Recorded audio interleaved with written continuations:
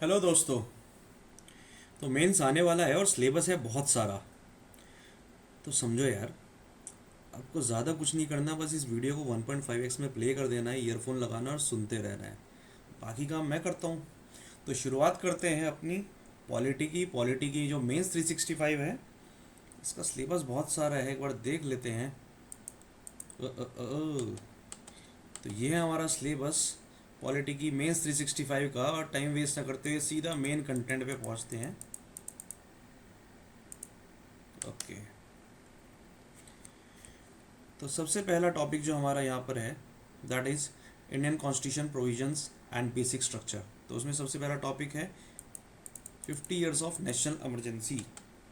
तो ये जो न्यूज़ में आया, ये इसलिए आया क्योंकि 2025 जो मार्क कर रहा है हमारा 50 ईयर्स कर रहा है नेशनल इमरजेंसी के, जो कि डिक्लेयर हुई थी 25 जून 1975 में और रही थी 21 मार्च 1977 तक। ये फैक्ट आपको पता ही होगा और किसी काम का भी नहीं है फैक्ट। अब इमरजेंसी इम्पोज क्यों की गई थी? इमरजेंसी इम्पोज इसलिए की गई थी बिकॉज उस टाइम पे सोशल अनरेस्ट हो रहा था, प्रोटेस्ट हो रहे थे, स्ट्राइक हो रहे थे और जेपी मूवमेंट, ये वर्ड आपको याद रखना है। अभी मैं जो मेन बात करने वाला हूँ, मैं आपको सिर्फ वर्ड्स देने वाला हूँ कि क्या आपके काम का है, क्या काम का नहीं है। तो उतना ही याद रखना कि जेपी मूवमेंट जो कि जयप्रकाश नारायण का ने लीड किया था, that was the highlight of 75 movement. उसके बाद इकोनॉमिक क्राइसिस थी 1971 वॉर के बाद।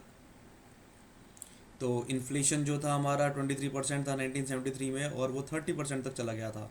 तो मेन इश्यूज़ क्या थे? इन्फ्लेशन था, अनएम्प्लॉयमेंट था, इकोनॉमिक स्टैग्नेशन थी। उसके बाद हमारे कुछ पॉलिटिकल फैक्टर्स थे जो कि मेन ट्रिगरिंग पॉइंट बना था। वो था अपना ये जो इलाहाबाद हाई कोर्ट का Rajnarayan versus state of UP जो केस था। ट्रिगरिंग फैक्टर वो हमारा बना था इमरजेंसी लगने का।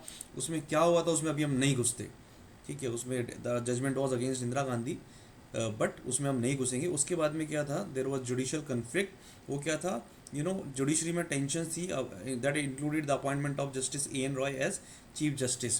तो basically he was not the senior most, but he was elevated as the जज, चीफ जस्टिस तो ऑफ सुप्रीम कोर्ट। तो that was one of the issues. तो अपने को मेन याद रखने, सोशल अनरेस्ट था, इकोनॉमिक रीजन से, इन्फ्लेशन बहुत बढ़ गया था, एम्प्लॉयमेंट था, political factors Rajnarayan versus state of UP. और उसके बाद हमारे मेजर कॉन्स्टिट्यूशन अमेंडमेंट जो आए इमरजेंसी के टाइम पे, उसमें हाँ। तो पहला है 38th अमेंडमेंट, जिसमें कि जुडिशियल रिव्यू को बार कर दिया गया था कि आप इमरजेंसी की डिक्लेरेशन का जुडिशियल रिव्यू नहीं कर सकते। उसके बाद आया हमारा 39th अमेंडमेंट, जिसमें क्या किया है? There were changes in method of deciding the election disputes, ठीक है। तो वो कैसे डिसाइड किया जाएगा? As determined by the parliament. अभी कुछ भी डिस्प्यूट होता है तो हम क्या करते हैं भैया, इलेक्शन कमीशन ऑफ इंडिया उसको देखता है, फिर उसको सुप्रीम कोर्ट में आप उसको चैलेंज कर सकते हो, judicial challenge, but that was made determined by the parliament. उसके बाद आता है 42nd अमेंडमेंट। 42nd अमेंडमेंट में तो दुनिया भर की चेंजेस लाए गए थे। उसमें मेन था कि आपके जो डायरेक्टिव प्रिंसिपल्स थे उनको प्राइमेसी दी गई थी, यानी कि आपके डीपीएसपी ज़्यादा इंपॉर्टेंट है फंडामेंटल राइट से। ओके। जो आर्टिकल 31C आपका जो देता है कॉन्स्टिट्यूशनल रेमेडी, उससे ज़्यादा ज़रूरी डायरेक्टिव प्रिंसिपल्स को रख दिया गया था। उसके बाद सुप्रीम कोर्ट और हाई कोर्ट की पावर को कर्टेल कर दिया गया था। Article 32A was inserted, okay. वो बाद में हटा दिया गया था 43rd अमेंडमेंट में। और उसके बाद ये denied the high court power to check constitutional validity of central laws, कि सेंट्रल लॉ है तो हाई कोर्ट चेक नहीं करेगा, ये बोल दिया गया था। Okay. Supreme court still had the power, but ये 42 इसमें थे। उसके बाद लोकसभा का जो आपका टर्म था वो 5 से 6 साल एक्सटेंड कर दिया गया था, उस टर्म को बढ़ा दिया गया था। और उसके साथ ही साथ एक बार रिफॉर्म से पहले हम देख लेते हैं अपना जो यहाँ पे इन्फोग्राफिक है। इसमें आर्टिकल 352 को देखा गया कि नेशनल इमरजेंसी जो लगाई जाती है, this article is most important अगर इस टॉपिक को समझना है। तो नेशनल इमरजेंसी लगाने के लिए आप 352 को इम्पोज करते हो, उसके लिए 3 ग्राउंड्स होते हैं, तो वॉर हो, या एक्सटर्नल एग्रेशन, या फिर armed rebellion. Okay, this word armed rebellion is very important. To protect the sovereignty and all those things not so important, मतलब ऑब्वियसली यू नो इट, इसलिए मैं ऐसे बोल रहा हूँ, आप मेंस दे रहे हो तो पता ही होगा। उसके बाद आता है proclamation of national emergency. President can declare emergency after receiving a return communication. 75 के टाइम पे ये रिटर्न कम्युनिकेशन नहीं था कैबिनेट का, ठीक है, तो इसको अब लागू कर दिया गया था। उसके बाद अप्रूवल की बात आती है तो बोथ द हाउसेस का अप्रूवल आना पड़ेगा 1 महीने के अंदर, 1 मंथ के अंदर आपका दोनों हाउसेस का अप्रूवल आना पड़ेगा। उसके बाद आपकी जो मेजॉरिटी जो रिक्वायर्ड होती है, that is total membership, majority of total membership, and by a majority of not less than 2/3। ठीक है, इसको हम क्या बोलते हैं, टोटल मेंबरशिप प्लस 2/3 को हम बोलते हैं इसको special majority. Okay, this is your special majority. Duration क्या है, it can be indefinite period by री प्रोमलगेशन। ओके, तो यानी कि एक बारी में आप 6 महीने तक कर सकते हो और उसको आप बार बार बार बार बार बार कर सकते हो। रिवोक कैसे होगा, प्रेसिडेंट के द्वारा या फिर एक लोकसभा अगर हमारा उसको डिसअप्रूव करते हुए इसको अगर पास कर दे। राज्यसभा क्यों नहीं है, because Rajya Sabha are not directly elected. Okay, तो आगे बढ़ते हैं। उसके बाद आता है पोस्ट इमरजेंसी रिफॉर्म्स। तो पोस्ट इमरजेंसी रिफॉर्म्स में जब हम बात करते हैं तो सबसे पहले नाम आता है शाह कमीशन। शाह कमीशन में देखा गया there were issues like sterilization and government employees were forcibly retired. उसके बाद censorship of court and parliament जो कि हमने देखा, वो सारी चीज़ों को शाह कमीशन ने देखा। और उसके बाद आता है अपना 42nd अमेंडमेंट, जिसका एक ही पर्पज़ था, टू अंडू 42nd अमेंडमेंट की जो चीज़ें थी 1978 में ये आता है। इसमें आर्टिकल 352 में चेंजेस किए गए, इसमें वर्ड डाला गया आर्म्ड रिबेलियन। जैसे कि मैंने बोला कि पहले होता था इंटरनल डिस्टर्बेंस, नहीं वो नहीं, आर्म्ड रिबेलियन होना पड़ेगा। उसके बाद में रिटन एडवाइस आनी पड़ेगी जैसे मैंने बताया था, और उसके बाद 1 महीने के अंदर अंदर स्पेशल मेजॉरिटी से पार्लियामेंट को अप्रूवल देना पड़ेगा, तभी आपकी इमरजेंसी मानी जाएगी। उसके बाद आर्टिकल 20 और 21 जो होंगे वो इमरजेंसी में भी लागू रहेंगे। ठीक है, तो आपके पास रेमेडी उस टाइम पे भी फंडामेंटल राइट्स की अवेलेबल होगी। उसके बाद आता है राइट टू प्रॉपर्टी, जो है वो रिमूव कर दिया गया था फंडामेंटल राइट्स में और उसको एक कॉन्स्टिट्यूशनल राइट बना दिया गया था। कहाँ पे, आर्टिकल 300 अल्फा 300A में इसको राइट टू प्रॉपर्टी को कॉन्स्टिट्यूशनल राइट बना दिया था and it no more remained a fundamental right. उसके बाद आर्टिकल 257A जो है उसको रिमूव कर दिया गया था, जिसमें सेंटर के पास पावर थी आर्म फोर्सेस को स्टेट्स में लगाने की, उसको हटा दिया गया था। और जो टर्म ऑफ लोकसभा है वापस 5 साल कर दिया गया था। एंड जुडिशल रिव्यू की जो पावर थी उसको वापस से रिस्टोर कर दिया गया था for president and vice president के इलेक्शन के लिए। तो कंक्लूजन क्या है कि इमरजेंसी हमें क्या याद दिलाती है कि reminds us that power can suppress rights and vigilant democratic forces must always protect the constitutional safeguards. And बड़ी इंटरेस्टिंग बात है that, okay I will not go political, मैं सब्जेक्ट पे स्टिक करता हूँ। But we all know what happened few days back in Jantar Mantar. तो अच्छा topic है ये, considering what was happening in our country at the centre. Anyways, अब आते हैं डिलिमिटेशन। डिलिमिटेशन भी इम्पॉर्टेंट है because there are good chances क्या ये इस बजट इस मॉनसून सेशन में इस बिल को लेके आया जाएगा, तो इसलिए there are good chances that this topic can appear in your exam. तो डिलिमिटेशन होता क्या है, it is the process of redrawing of boundaries. Okay, तो आपकी जो पार्लियामेंट्री और जो असेंबली कॉन्स्टिट्यूंसीज होती है उसकी बाउंड्रीज की और रीड्रॉ किया जाता है। क्यों किया जाता है, टू इंश्योर कि आपका इक्वल रिप्रेजेंटेशन हो। क्योंकि जैसे जैसे पॉपुलेशन बढ़ती है तो इस जगह पे पॉपुलेशन कम रह गई, इधर पे पॉपुलेशन ज़्यादा हो गई, तो आप ये चाहोगे कि एक एमएलए जो है वो या फिर एक एमपी जो है वो इक्वल नंबर ऑफ पीपल को रिप्रेजेंट करे। तो इसलिए आप क्या करते हो, आप अपनी रिप्रेजेंटेटिव डेमोक्रेसी को स्ट्रेंथन करने के लिए रीड्रॉ करते हो boundaries for equal representation based on population changes. Okay, अब इसके लिए डिलिमिटेशन के लिए कौन कौन से प्रोविजंस है, इसमें सबसे पहले आर्टिकल 82 और आर्टिकल 170, 82 एंड 170। ये वाला टॉपिक इंपॉर्टेंट है, ध्यान देना। तो ये क्या करते हैं, ये article it provides for readjustment of parliamentary किस में है, ये है आर्टिकल 82 में, एंड स्टेट असेंबली कॉन्स्टिट्यूंसी जो कि आर्टिकल 170 में है। ओके, तो हर सेंसस के बाद में आपका ये होना चाहिए कायदे से, बट नहीं होता है।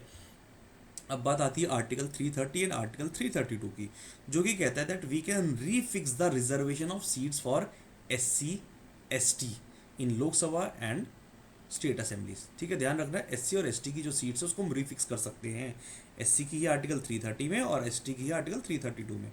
अब डिलिमिटेशन का मिशन हमारा कब कब आया है, 52 में आया है, 63 में आया है, 73 में आया है। इससे क्या पता चल रहा है कि पहले जो 3 सेंसस थे हमारे आज़ादी के बाद के, उसके बाद में अपना डिलिमिटेशन हुई, लेकिन उसके बाद दैट वाज फ्रीज्ड। ओके, फिर 2002 में हुई है उसके अपनी जो लास्ट डिलिमिटेशन एक्सरसाइज हुई है। अब इसका लीगल स्टेटस क्या है, इसके जो ऑर्डर्स होते हैं that have the force of law and generally can not be challenged in court. तो ये जनरली वर्ड बड़ा इंपॉर्टेंट है बिकॉज इसमें भी कुछ कंडीशंस होती हैं, बट उसमें हम नहीं जा रहे। अगेन अपने ये आई थिंक 10 मार्क्स का क्वेश्चन होगा, 1.5 पेज में लिखना है, इससे ज़्यादा आपको सिर्फ आर्टिकल्स का पता होना चाहिए कि इसकी जो इसकी जो ऑर्डर की जो है इसकी it has the power of a law. Okay, अब आता है सिग्निफिकेंस क्या है कि आप पॉलिटिकल इक्वलिटी देते हो। जैसे मैंने बताया ना, पॉपुलेशन की 1 पर्सन 1 वोट 1 वैल्यू का जो है बैलेंस रिप्रेजेंटेशन होना चाहिए। ठीक है, 1 पर्सन 1 वैल्यू 1 वोट का बैलेंस रिप्रेजेंटेशन। उसके बाद क्या होता है, you restrict the arbitrary manipulation of constituency boundaries. Okay, उसके बाद फेडरलिज्म में क्या है कि अपने जो रिप्रेजेंटेशन है स्टेट्स और स्टेट्स का पार्लियामेंट में वो बराबर बना रहे, और जो डिस्ट्रिक्ट्स हैं उनका असेंबली में, स्टेट असेंबली में अच्छे से रिप्रेजेंटेशन बना रहे। और हिस्टोरिकल एडजस्टमेंट की आपकी जो डेमोग्राफिक चेंजेस आ रहे हैं उसके हिसाब से आपको चेंज करना पड़ता है। एंड इफेक्टिव गवर्नेंस, क्योंकि अगर आपकी if you want a good law and order situation तो वो तभी होगी अगर आपका कॉन्स्टिट्यूंसी जो है वो प्रॉपर तरीके से बटी होंगी। अब आता है इश्यूज क्या हैं डिलिमिटेशन के, यहाँ से इम्पॉर्टेंट बनता है, ये वाला सेक्शन इम्पॉर्टेंट है। तो इश्यूज क्या है, फेडरल इम्बैलेंस, क्योंकि the population based seat allocation में फेवर हाई ग्रोथ स्टेट, कि जहाँ पे आपके पॉपुलेशन बढ़ी है वहाँ पे उनको सीट ज़्यादा मिल जाएगी, तो जिन्होंने पॉपुलेशन कंट्रोल किया उनको तो इसका नुकसान हो रहा है। तो दैट इज़ वन इशू जो कि साउथ के स्टेट्स इस इशू को उठा भी रहे हैं। फिर आता है representational imbalance, that delay in census affects timely री एडजस्टमेंट, की आपका ये हर सेंसस के बाद होना है लेकिन आप तो सेंसस ही इतना लेट कर रहे हो, उसका डेटा ही इतना लेट आ रहा है। तो कि आपने जिस टाइम पे सेंसस कराया था और जब आप डीलिमिटेशन कर रहे हो सकता है तब तक और चेंजेस आ चुके हैं डेमोग्राफी में। उसके बाद आता है रिजर्व कॉन्स्टिट्यूशन, तो कि the reservation of SC/ST seats में not always reflect their actual demographic distribution. Okay, फिर आता है लिमिटेड पब्लिक पार्टिसिपेशन, डिलिमिटेशन जो होता है वो कमीशन डिसाइड करता है, उसके जो स्टेक होल्डर जो पब्लिक है दे हैव नथिंग टू से इन दैट।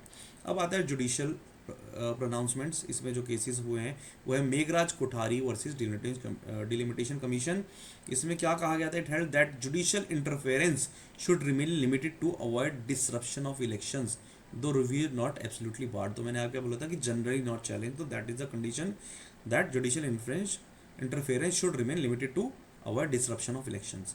फिर आता है किशोर चंद्र छगनलाल राठौड़ का जो केस है वर्सेस यूनियन ऑफ इंडिया 2024 का, it held that constitution courts में review delimitation commission orders where they are arbitrary, यानी कि अगर ऑर्डर आर्बिट्री प्रूव होता है तब उसको रिव्यू किया जा सकता है, otherwise it is not reviewed. अब वे फॉरवर्ड क्या है, वे फॉरवर्ड है आपका total fertility rate adjusted seat allocation, यानी कि जिन्होंने पॉपुलेशन कंट्रोल किया उनको रिवॉर्ड किया जाए, उसके लिए उनकी सीट्स कम ना हो। फिर है there has to be greater transparency and effective representation होना चाहिए सभी का, and at the same time balance physical federalism होना चाहिए। ओके, पॉपुलेशन साइज़ों के अलावा भी बाकी चीज़ों को भी ध्यान रखना होता है, इनकम लेवल्स को भी ध्यान देना है फंड एलोकेशन के टाइम पे। अब आता है सेंसस 2027, सारे ये रिलेटेड टॉपिक्स हैं। ओके, तो वाई इन द न्यूज़, तो अभी क्या है, फर्स्ट फेज ऑफ सेंसस आपको पता ही होगा, SIR एक्सरसाइज चल रही है। तो it is the world's largest administrative and statistical exercise, India का जो सेंसस एक्टिविटी है। अब इसकी शुरुआत देखते हैं। ओके, इसमें क्या होता है, इसमें डेमोग्राफिक डेटा होता है, सोशल डेटा होता है, इकोनॉमिक डेटा होता है सेंसस में। Okay, demographic, social and economic, 3 शब्द। उसके बाद ये कब से हो रहा है, 1881 में हुआ था और 2021 तक ये कायदे से चल रहा था, बट 2021 वाला हमारा क्या हुआ, डिले हो गया, इसलिए 2027 में ये कराया जा रहा है। कॉन्स्टिट्यूशनल मैंडेट कहाँ पर है इसकी, आर्टिकल 246, ये शब्द 246 ये आपको याद रखना है कि सेंसस कहाँ पे है, कॉन्स्टिट्यूशनल मैंडेट 246 में लिखा हुआ है भैया, कराना ही है कराना, और ये यूनियन लिस्ट का पार्ट है। फिर आते हैं लीगल प्रोविजन हमारे पास क्या है, हमारे पास सेंसस एक्ट ऑफ 1948 है, हमारे पास सेंसस रूल्स ऑफ 1990 है। ये कराता कौन है, office of registrar general. Okay, कौन करा रहा है इसको, office of registrar general and census commissioner of India.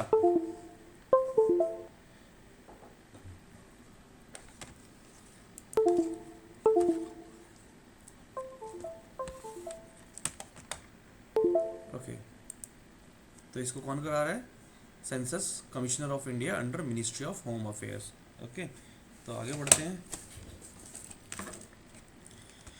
हाँ, so what is knew about this census, इसमें क्या है कि पहली बार डिजिटल एन्यूमरेशन हो रहा है, तो the data collection will rely on mobile application rather than paper, that is for the first time. उसके बाद हमारा एक CMMS पोर्टल जो है वो रियल टाइम ट्रैकिंग कर रहा है, यानी कि census management and monitoring system.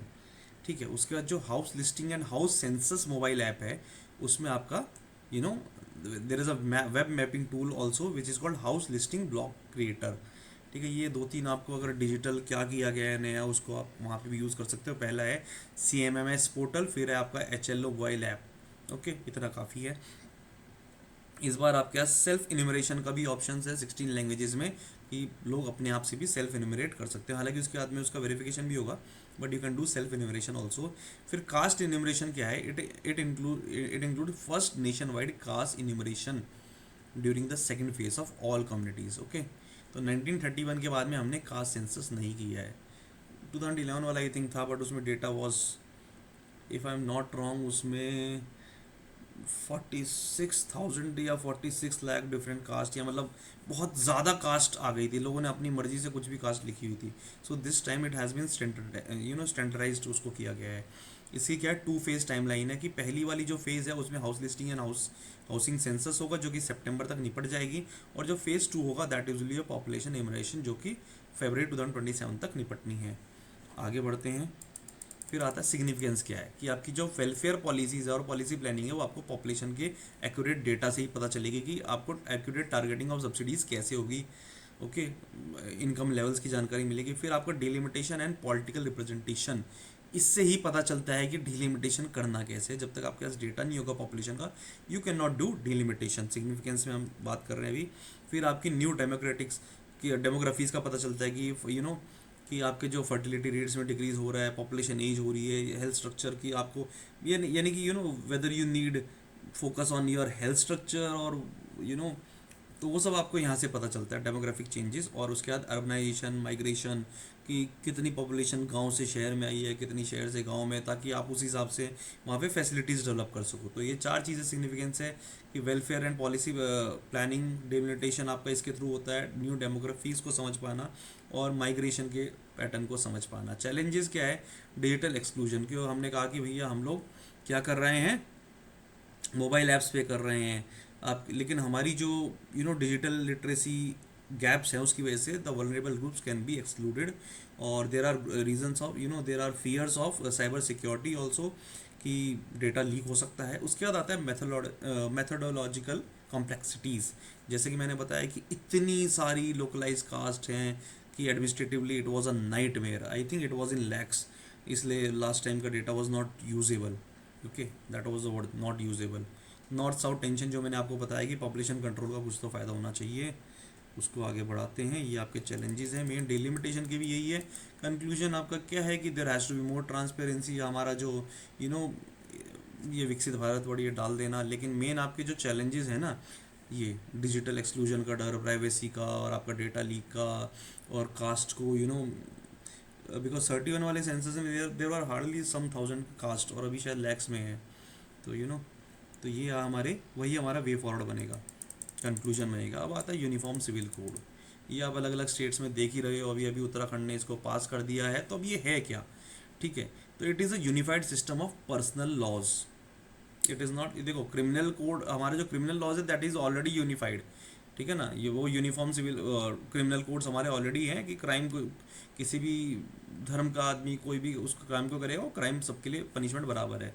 लेकिन यहाँ पे हम पर्सनल लॉज की बात कर रहे हैं, that regardless of religion, the matters of marriage, divorce, maintenance, inheritance, adoptions, property succession, ये भी सारे हमारे it should not be depending on the religion, ये कहना है यूसीसी का।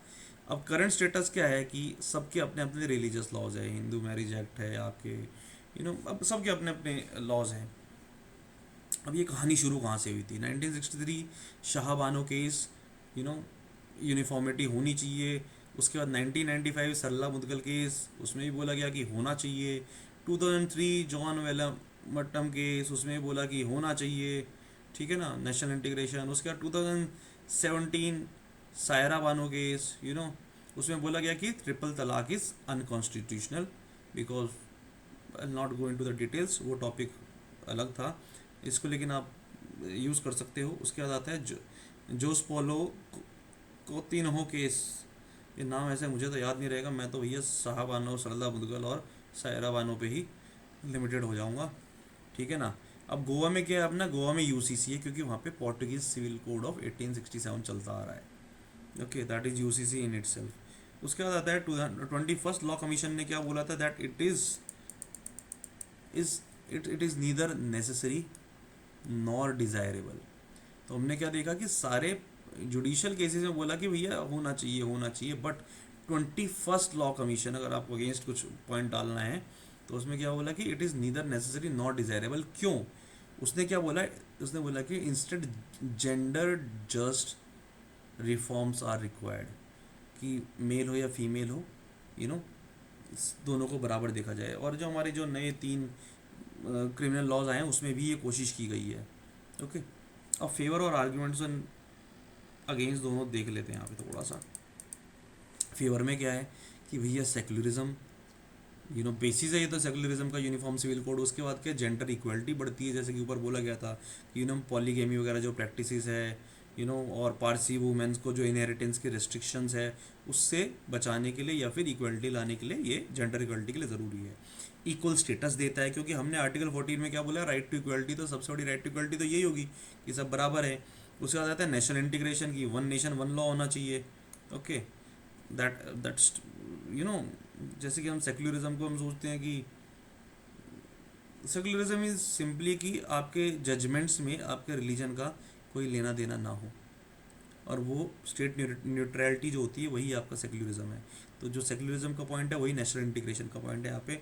और दूसरा है internal obligation, that India has rectified international, ये इंटरनल नहीं, ये इंटरनेशनल होना चाहिए। इंटरनेशनल ऑब्लिगेशन क्या है कि India has rectified international covenant on civil and political rights 1966 and CEDAW 1979 to ensure gender equality, okay, under its national law. अब आता है अगेंस्ट। अगेंस्ट में क्या है भैया, रिलीजियस ऑटोनॉमी खत्म हो जाएगी, क्योंकि आर्टिकल 25-26 क्या बोलता है कि रिलीजियस फ्रीडम है, रिलीजन के मैटर में स्टेट एंटर नहीं करेगा। दूसरा क्या है, मार्जिनलाइज सेक्शन जो है उनको बोला जाता है कि यार उन पे इम्पैक्ट पड़ेगा, जैसे कि नागा माइनॉरिटी कम्युनिटीज़ को क्या लगता है कि उनके कल्चर के ऊपर it can impact their culture, उनके because they follow their customary laws, तो कस्टमरी लॉज उनके चैलेंज हो जाएंगे, जो उनके तो कल्चर ही खत्म हो जाएगा, कस्टमरी लॉ खत्म हो जाएंगे। तो फिर क्या है, अगेंस्ट कोऑपरेटिव फेडरलिज्म है। तो हमने क्या बोला कि ये जो स्टेट की लेजिस्लेटिव पावर है उसकी में आप एनक्रोच कर रहे हो, अगर आप ये कर रहे हो तो ठीक है, बिकॉज जैसे आपने देखा उत्तराखंड में स्टेट ने ये अप्लाई किया है, बट अगर सेंटर इसको अप्लाई करेगा तो that will be an encroachment on state की पावर। फिर क्या, इसकी वजह से सोशल अनरेस्ट हो सकता है, इसकी वजह से देयर कैन बी इम्प्लीमेंटेशनल इशू। कैसे जो अपने कल्चरली कंजर्वेटिव, जो मैंने नागा वाला एग्जांपल दिया वो सेम यहाँ पे आप फिट बैठ रहा है। अब वे फॉरवर्ड क्या है भैया, वे फॉरवर्ड पे हम जब जाते हैं तो सबसे पहले अवेयरनेस की ज़रूरत है, नेशन वाइड कंसल्टेशंस होनी चाहिए, there has to be a dialogue with all the faiths, okay, dialogue सबसे ज़रूरी है। उसके बाद आता है सेक्टोरियल रिफॉर्म्स, यानी कि पहले आप एडॉप्शन एंड गार्जियनशिप को आप सेक्युलर फ्रेमवर्क में ला सकते हैं, ओके, मतलब धीरे धीरे आप कर सकते हो उसको इंस्टेड ऑफ जस्ट वन को। फिर एडॉप्ट हार्मोनाइजेशन मॉडल, यानी कि blend religious and secular laws through incremental reforms. तो वही बेसिकली स्टेप बाय स्टेप वाली जो चीज़ है वही आपको इंक्रीमेंटल रिफॉर्म्स आप ला सकते हो। जैसे कि Indonesia, maximum number of Muslims in a country, Indonesia example है, वहाँ पे it allows religious laws to apply to Muslims by enforcing secular civil code for interfaith issues. But I don't know how much I would agree with that. I basically मतलब मेरे हिसाब से it has to be an incremental, but मेरा हिसाब matter नहीं करता, आपको अलग अलग व्यू पॉइंट यहाँ पे रखने पड़ेंगे। अब आता है reservation at a glance. Reservation पे नज़र मार लेते हैं। एजुकेशन इंस्टीट्यूशंस में आपके socially and economic educationally backward classes SEBC, okay, usually इसको हम OBC की तरह देख लेते हैं, बट जो वर्ड यूज़ किया गया आर्टिकल 15 में दैट इज़ एजुकेशन इंस्टीट्यूशन में SEBCs, SCs एंड STs, क्योंकि SEBCs में OBC के अलावा भी काफ़ी लोग आते हैं, ओके। हाँ, उसके बाद आता है आर्टिकल 15 में ही, आर्टिकल 15-16 में 10% रिजर्वेशन फॉर EWS, क्योंकि हमने यहाँ पे सोशली एंड क्या बोलते हैं, यहाँ पे हमने 103rd अमेंडमेंट एक्ट में क्या किया था, हमने यहाँ पे इकोनॉमिकली वीकर सेक्शन को भी यहाँ पे डाल दिया था कि आपके आर्टिकल 15 में एजुकेशन रिफॉर्म उसमें और आर्टिकल 16 में आपके पब्लिक एंड एम्प्लॉयमेंट में हमने 10% ईडब्ल्यूएस रिजर्वेशन दिया था। उसके बाद आर्टिकल 46 भी ये कहता है कि there has to be promotion of educational and economic interest of SC ST and weaker other weaker sections. फिर आर्टिकल 243D भी क्या बोलता है कि there has to be a reservation of SC ST in panchayat. ठीक है। फिर आर्टिकल 330 का कहता है कि हाउस ऑफ पीपल में आपका, जैसे मैंने बताया ना, 332 is for states and 330 is for parliament, तो पार्लियामेंट में आपका SC ST का रिजर्वेशन होना चाहिए। ये बहुत सारी चीज़ हैं। इसके बाद आता है हमारा important judgment of supreme court, Indira Sawhney and union of India. उसमें क्या कहा गया था दैट इंदिरा साहनी केस बहुत इंपॉर्टेंट केस है हमारा। जब भी बोलते हैं कि 50% क्रॉस नहीं करना चाहिए, लेकिन EWS के आने के बाद तो ये क्रॉस हो गया है। ठीक है ना, आगे बढ़ेंगे इसको, don't worry. There should be no reservation in promotion. उन्होंने बोला कि भैया स्टार्टिंग में होगा, प्रमोशन में नहीं होगा। ये अपने आप में बड़ा टॉपिक है यार। उसके बाद OBCs का जो क्रीमी लेयर है, क्रीमी लेयर क्या होता है, आपके 6 लाख या 8 लाख से ऊपर वाले जो इनकम ग्रुप होते हैं। Nobody is going to ask you the definition, but basically just um, या फिर ग्रुप ए वालों के जो बच्चे हैं, ग्रुप ए ऑफिसर्स के जो बच्चे हैं, all of them coming creamy layer की, उनको ज़रूरत नहीं है रिजर्वेशन की। उसके बाद आता है M नागराज केस 2006 का। इसमें 3 कंडीशन की गई थी भैया, अगर आपको रिजर्वेशन देना तो 3 चीज़ें होनी चाहिए। तो एक तो क्वान्टिफाइबल डेटा होना चाहिए, जो कि मुझे नहीं लगता किसी के पास है, मुझे क्या लगता है ही नहीं। उसके बाद आता है the facts about इनएडिक्वेट representation in, आपको ये दिखाना पड़ेगी कि इस कम्युनिटी का इनएडिक्वेट रिप्रेजेंटेशन है पब्लिक एम्प्लॉयमेंट में। उसके बाद आता है कि जो रिजर्वेशन हो रहा है it is for the interest of administrative efficiency, ये आपका अगला आ जाता है। ठीक है। अब आता है जर्नैल सिंह वर्सेस ये L नारायण गुप्ता केस। इसमें क्या है, reservation in promotion does not require state to collect quantifiable data on backwardness of SC ST। उन्होंने बोला कि SC ST के लिए डेटा होने की जरूरत नहीं है, हमें पता है दे आर बैकवर्ड, तो you can have a reservation in promotion for them. Okay, तो बेसिकली यहाँ पे हमने क्या बोला था इंदिरा साहनी में कि नो रिजर्वेशन इन प्रमोशन। फिर हमने क्या बोला कि रिजर्वेशन इन प्रमोशन हो सकता है, लेकिन 3 कंडीशन होना चाहिए, डेटा होना चाहिए, बैकवर्डनेस ऑफ SC ST का, उसके बाद एडुकेट रिप्रेजेंटेशन, आपको इनएडिक्वेट रिप्रेजेंटेशन का डेटा दिखाना पड़ेगा, और ये एडमिनिस्ट्रेटिव, यानी ये कि आप इनएफिशिएंट आदमी को आप प्रमोशन नहीं कर सकते। अगर वो उसका ACR वगैरह बेकार है तो इसका मतलब ये नहीं कि उसको तब भी प्रमोशन दोगे, नहीं। फिर 2018 में क्या बोल दिया कि भैया आपको क्वान्टिफाइबल डेटा दिखाने की जरूरत नहीं है, क्योंकि मैंने बोला था आपको नहीं है डेटा। फिर आता है जनहित अभियान वर्सेस यूनियन ऑफ इंडिया 2022 में। इसमें क्या बोला गया कि 10% ये जो है ये economic criteria, it is not crossing the reservation limit, because जो 50% जनरल है ये उसी के अंदर है। ठीक है, बिकॉज जनरल को ही तो दे रहे हैं, इसमें ये कहा गया है। उसके बाद आता है state of Punjab and other versus Devinder Singh and other case 2024। इसमें क्या बोला कि सब कैटेगराइजेशन ऑफ शेड्यूल कास्ट की जा सकती है फॉर रिजर्वेशन, यानी कि अगर आप बोल रहे हो एक SC में भी आपकी सब कैटेगरी है, इन लोगों को बार बार OBC में भी यही इशू आ रहा है कि इन्हीं को सारा रिजर्वेशन मिल रहा है और जो बाकी के लोग हैं उनको नहीं मिल रहा, तो यू कैन डू सब कैटेगराइजेशन ऑल्सो। अब आती है बात प्राइवेट इंस्टीट्यूशन में, प्राइवेट एजुकेशन इंस्टीट्यूशंस का स्टेटस क्या है। तो अभी department related standing committee on education women children youth and sports ने अपनी 370वीं रिपोर्ट दी है, जिसमें बोला है कि the constitutional permissibility of reservation in private higher education institution. तो रिपोर्ट का नाम क्या है, ओके तो इसमें क्या है, इसमें स्टेटस ऑफ रिजर्वेशन की बात करते हैं। जो प्राइवेट हायर एजुकेशन इंस्टीट्यूशन है इनमें रिप्रेजेंटेशन बहुत कम है, इनमें सिर्फ 10% OBC है, 0.5% SC है, 0.8% ST है। ये डेटा कहाँ का है, पिट्स पिलानी का। तो यानी कि जो हायर एजुकेशन इंस्टीट्यूशन है प्राइवेट, उनमें रिप्रेजेंटेशन बहुत कम है। इसका रीज़न क्या है, high fees is the barrier.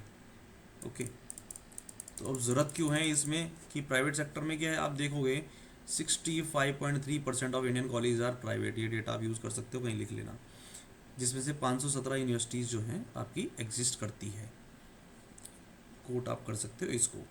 फिर पब्लिक सेक्टर की इनकेपेसिटी है कि पब्लिक सेक्टर कितने लोगों को लेगा भाई। पब्लिक कॉलेज में सारी सीट्स आपकी इतनी सीट्स नहीं है कि हर किसी को अपॉर्चुनिटी मिल सके, तो आपको क्या करना पड़ेगा, आपको प्राइवेट सेक्टर में भी देना पड़ेगा। NEP 50% gross enrolment ratio target in higher education. ठीक है, उसके बाद आता है जुडिशियल प्रोनाउंसमेंट। जुडिशियल केसेस क्या है, Pramati education and cultural trust versus union of India 2014 का केस में, इसमें explicitly upheld constitutional validity of entirety of article 15 sub clause 5, तो उसमें ये बोला गया कि भैया आप प्राइवेट इंस्टीट्यूशन हो तब भी आप इसमें इंक्लूड किए जाओगे। इसमें आर्टिकल में ये लिखा हुआ है प्राइवेट इंस्टीट्यूशन में भी आपका रिजर्वेशन वाला फैक्ट जो है एप्लीकेबल होता है। Okay, excluding the minority institutions. But फिर आते हैं की रिकमेंडेशन। अब इस कमेटी की जो रिपोर्ट है, मेन तो हमारी रिकमेंडेशन ही होती है भैया इन्होंने रिकमेंड किया है, क्या किया है। इन्होंने बोला है parliament to mandate reservation through legislation. उन्होंने बोला है टू फुली इम्प्लीमेंट, ये जो आर्टिकल है इसको आपको सच में इम्प्लीमेंट करना है। फंडामेंटल राइट तो कब से है पर इम्प्लीमेंट तो नहीं हो रहा। That mandate 20% reservation for OBC, 15% for SC and 7.5 for ST in these colleges. ठीक है, जो कि अपना नॉर्मल रिजर्वेशन पैटर्न है उसको यहाँ पे लागू करो। उसके बाद any reservation in private institute, ये this institute should be fully government funded, क्योंकि why should the private institute take the load. ठीक है, तो जैसे कि हमने बोला भाई ऑनलाइन सब 25% आरटीए कोटा मॉडल, जैसे हम स्कूल्स में बोलते हैं ना कि 25% बच्चे ईडब्ल्यूएस होने चाहिए, तो उसका जो खर्चा होता है वो सब्सिडाइज होता है गवर्नमेंट से, ऐसे ही यूनिवर्सिटीज़ में भी सब्सिडाइज होना चाहिए। ये सेकेंड रिप्रेजेंटेशन है, तभी यूनिवर्सिटीज़ मानेंगी प्राइवेट वाली। और जो अपना क्रीमी लेयर प्रिंसिपल है, यानी कि हाई इनकम ग्रुप जो है उसको हटा देना चाहिए, उनको रिजर्वेशन बेनिफिट नहीं मिलने चाहिए इसमें प्राइवेट इंस्टीट्यूट्स में। जब हम रिजर्वेशन की बात करेंगे एग्जैक्टली सेम जो हमारा चलता आ रहा है, outreach campaign collaborate with NGOs to spread awareness. अब आप 6 शेड्यूल की आप सुनते रहते होंगे, सोनम वांगचुक कब से मांग रहे हैं 6 शेड्यूल, बाकी लोग भी वहाँ पे डिमांड कर रहे हैं, न्यूज़ में रहता ही है। तो centre has notified rules and regulation to protect Ladakh's land, job, culture and identity. ध्यान दीजिएगा, land, job, culture and identity 6 schedule नहीं दिया है, ठीक है ना, लेकिन वो सारी चीज़ें दे दी है जो वहाँ से ड्राइव होती हैं, which follows local demand to bring Ladakh under 6 schedule. ठीक है, तो 6 schedule just fell short of accepting the 6 schedule demand. But उसके लिए क्या किया गया है, उसके लिए reservation for women in Ladakh autonomous hill development council, यानी कि 1/3 of the seats would be यहाँ पे रोटेशन पे थ्रू रोटेशन, यानी कि इस बार ये सीट है, इस बार ये है, इस बार ये है, ताकि सब में बारी बारी से आपको रिजर्वेशन मिल सके। 1/3 सीट्स आपके रोटेशन पे होंगी। उसके बाद 85% government jobs would be reserve for locals. Okay, तो लोकल्स की डेफिनेशन कहाँ से, आपके डोमिसाइल सर्टिफिकेट रूल्स 2025 से डेफिनेशन आएगी। अभी इसके साथ साथ reservation is in addition to the current 10% reservation for EWS, यानी कि 10% रिजर्वेशन इससे अलग रहेगी। ओके, उसके बाद आता है कि लैंग्वेज प्रोटेक्शन, जो आपकी इंग्लिश, हिंदी, उर्दू, भोती, पुर्गी जो आपकी है वो ऑफिशियल लैंग्वेज बना दी गई है। Purgi is very small number of people speak Purgi. Bhoti तो सब लोग बोलते ही हैं, जैसे कि हम बोलते हैं ना, Bhoti is basically the script Ladakhi की जो होती है। And institutional backing for promotion of Shina, Brokskat, Balti and Ladakhi. अब बाकी बेनिफिट्स क्या हैं, other benefit Ladakh will get if included in 6 schedule. मैंने बोला ना कि just fell short of accepting that. अगर 6 शेड्यूल मिल जाता है तो क्या क्या मिलेगा, it will address the local issues, you will have right over your land, basically एक तरीके से आप कह सकते हो। It will safeguard land and forest rights of tribal communities. उसके बाद it will safeguard the tradition, cultural heritage and traditional customs would be recognized and legally protected, की आपके जो कस्टमरी लॉज है उसको लीगल प्रोटेक्शन मिल जाएगी। उसके बाद रिसोर्स मैनेजमेंट, जो आपकी ऑटोनोमस डिस्ट्रिक्ट काउंसिल है, they would have greater control over the minerals. ठीक है, ये सारी चीज़ें आपकी ऐड ऑन हो जाती है अगर हम क्या करते, अगर 6 शेड्यूल देते। अभी हमने क्या किया, रिजर्वेशन 85% प्लस 10% ईडब्ल्यूएस का रिजर्वेशन, साथ ही साथ आपके 1/3 reservation for women and language का आपने ऑफिशियल रिकॉग्निशन वहाँ पे दिया। अब इश्यूज़ क्या हैं इसको देने में, financial viability, that establish and running ADCs would the autonomous district council required significant financial resources। सबसे पहली प्रॉब्लम तो यही है। उसके बाद इंटर कम्युनिटी डायनेमिक्स, यहाँ पे बुद्धिस्ट मेजॉरिटी ले है और मुस्लिम मेजॉरिटी कारगिल है, तो सब चीज़ों को ध्यान में रखते हुए गवर्नमेंट में भी, I don't know what they are thinking, ठीक है, but there that is inter community dynamics is there. And national security issues क्यों, क्योंकि हम पता ही है, हमने गालवन वाला हमको सब पता ही है कि चाइना बॉर्डर है and China is there on और LAC वाला जो हमारा इश्यूज़ है, तो increase autonomy might complicate coordination with central government. Okay, अब जो हमने जो रूल्स लाए हैं, जो रिजर्वेशन लाए हैं, उसकी क्या व्हाट आर द लिमिटेशंस क्या है, कि इसको कॉन्स्टिट्यूशनल प्रोटेक्शन नहीं है।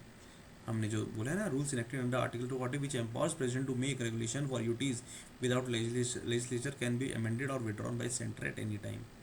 ठीक है, तो इसमें कॉन्स्टिट्यूशन आपकी प्रोटेक्शन नहीं है, सेंटर कभी भी उसको चेंज कर सकता है इन रूल्स को। उसके बाद there is no ban on land ownership, यानी कि वहाँ की ज़मीन कोई भी बाहर से आके टूरिज्म पर्पज़ से किसी भी पर्पज़ से खरीद सकता है, जिसकी वजह से वहाँ पे एक climate related risk are there. Okay, I think 2006-2008 में जो आई थी, फ्लड आई थी, एवरीबडी रिमेंबर्स दैट। 5 और 6 में I think that was there Ladakh में। फिर नो लोकल लेजिस्लेचर और council with law making powers. Okay, तो आपने जैसे एडीसीज में जो होता है आपको लॉ मेकिंग पावर्स होती है, यहाँ पे लॉ मेकिंग पावर्स नहीं है, जो ऑटोनमस काउंसिल है। And there is limited cultural support, no clear plan to utilise local language in school, government और कोर्ट। तो कंक्लूजन क्या है, there has to be a constructive dialogue between the people and the government, सबसे पहले वो ज़रूरी है। अब बात आती है पर्सनैलिटी राइट्स के टॉपिक की। तो दिल्ली हाई कोर्ट ने अभी एक recently protective personality rights of Sadhguru Jaggi Vasudev from AI misuse by rogue websites. Okay, तो इनको पर्सनैलिटी राइट्स को प्रोटेक्ट करने का अभी जजमेंट आया था। इसमें होता क्या है पर्सनैलिटी राइट्स, ये पर्सनैलिटी राइट्स का टॉपिक ना बना ही रहता है न्यूज़ में, कभी किसी को किसी की वजह से, कभी किसी की वजह से, बट ये न्यूज़ में बना ही रहता है। तो individuals right to control unauthorised use of their personal attributes like name, image, voice और लाइकनेस। जैसे होता है ना, जैसे अमिताभ बच्चन जी की हम आवाज़ सुनते हैं टीवी ऐड वगैरह में, that is personality right issue, कि आप उनकी आवाज़ कॉपी करके, because on radio people don't know whether it is him himself और somebody else is copying his voice. So it include both commercial and non-commercial aspect and not expressly mentioned in Indian law. इसके components क्या होते हैं, right to publicity protects against unauthorized commercial use of one's image or likeness partially governed by statutes like trademark act, copyright act, ये है but ये पूरे तरीके से उसको कवर नहीं करते हैं। ठीक है, आप मेन जजमेंट देखोगे तो ICC development versus RV enterprises है, यहाँ पे प्रोटेक्ट किया गया था। फिर Arun Jaitley versus network solution है, यहाँ पे वापस से प्रोटेक्ट किया था। And Rajinikanth versus Varsha productions है, उन्होंने बोला था कि unauthorised use of celebrities likeness violates personality rights. तो पर्सनैलिटी राइट्स का टॉपिक यार इतना ही है, इसमें चैलेंजेस क्या है वो सब देख लो, and I am not going to that. हाँ, ये that basically it is basically article 21 के अंडर आ जाता है। और आपके जो राइट टू प्राइवेसी वाला केस जो था, केएस पुट्टास्वामी केस, इसके ये दो ही चीज़ें ऐसी हैं जिसमें आपको बोला जाता है कि भैया विदाउट कंसेंट, प्राइवेसी है मेरी, without consent you can not use. Post humus personality right है कि नहीं, इसके ऊपर भी हमारे पास कोई कोई कानून नहीं है। ठीक है, बट एम्बलम्स एक्ट 1950 क्या बोलते हैं, it prohibits commercial use of images of हमारे जो देश के प्रधानमंत्री होगी उनकी इमेज को आप नहीं यूज़ कर सकते कमर्शियली अपने उसके लिए। एंड महात्मा गांधी जी की इमेज को आप कमर्शियली यूज़ नहीं कर सकते। फिर दीपक जयकुमार वर्सेस एएल विजय जजमेंट में क्या बोला गया था, पर्सनैलिटी राइट्स का केस आया था, दैट रेपुटेशन और प्राइवेसी एंड विद डेथ। ठीक है, इसमें क्या बोला गया था कि होता ना भैया मरने के बाद मेरी रेपुटेशन ख़राब हो रही है, उसमें बोला गया था कि रेपुटेशन और privacy and with death, you agree with it और not, that is your personal view, but that is जो जजमेंट था। Challenges in enforcing personality right क्या क्या है, कि परसोना की कोई डेफिनेशन नहीं है। कोई बोलता है कि भाई मेरा खड़े होने का, जैसे शाहरुख खान करते हैं ना, वो हाथ फैला के खड़े होते हैं कि भाई मेरी यही पर्सनैलिटी, मेरा परसोना है, you can not copy it. ठीक है, दिस नो बेसिकली कोई डेडिकेटेड स्टैट्यूट यानी कोई एक्ट या लॉ नहीं है। एंड देयर द प्रोटेक्शन जैसे टॉर्ट एक्ट में, टॉर्ट्स के लॉ ऑफ टॉर्ट में, कॉन्स्टिट्यूशन लॉज में अलग अलग जगह पे है। कॉपीराइट लॉ पूरा कवर नहीं करता, ट्रेडमार्क एक्ट पूरा कवर नहीं करता। तो ये इश्यूज़ हैं, इसको लगाने के लिए कोई एक पर्टिकुलर एक्ट नहीं है। तो वे फॉरवर्ड क्या है भैया, वे फॉरवर्ड है कि new law is needed, proper आपका होना चाहिए इसमें ट्रेड्स क्या होता है, कंसेंट मैंडेट होना चाहिए, एआई यूज़ वगैरह, वो सारी चीज़ आपका एक प्रॉपर लॉ होना चाहिए। स्ट्रॉन्गर रेगुलेशन की ज़रूरत है ना, एथिकल एआई की भी ज़रूरत है। ठीक है, तो इस वीडियो को हम यहीं पे रोकते हैं, आगे बढ़ेंगे बाद में। Okay, and please let me know if I need to make any changes so that things can be better for you. और दैट्स इट फॉर नाउ। ठीक है, बाय बाय।